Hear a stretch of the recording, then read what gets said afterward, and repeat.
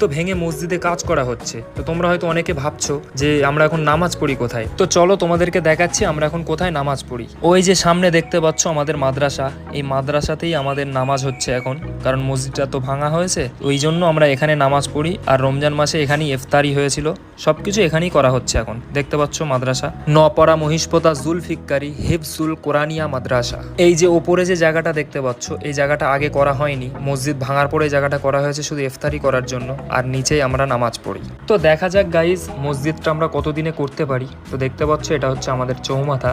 তো চলো এবার আমাদের দোকানটাও তোমাদেরকে দেখিয়ে দিই। আমি যে পাঞ্জাবিগুলো পরি, ওই পাঞ্জাবিগুলো ওই দোকানেই তৈরি হয়। দোকানটা হচ্ছে আমার দাদার দোকান, আমার বড়দার। অনেকে এটাও জানতে চায় যে দাদা তুমি যে পাঞ্জাবিগুলো বানাও সেগুলো কোথা থেকে বানাও। তো চলো তোমাদেরকে দেখাচ্ছি আমি কোথা থেকে পাঞ্জাবিগুলো বানাই। এই যে সাইডটা দেখছো, এই সাইডটা আমাদের কবরস্থান, আর ঠিক তার সামনেই এই যে আমাদের দোকান। এই দোকানেই আমার দাদা পাঞ্জাবি বানায়।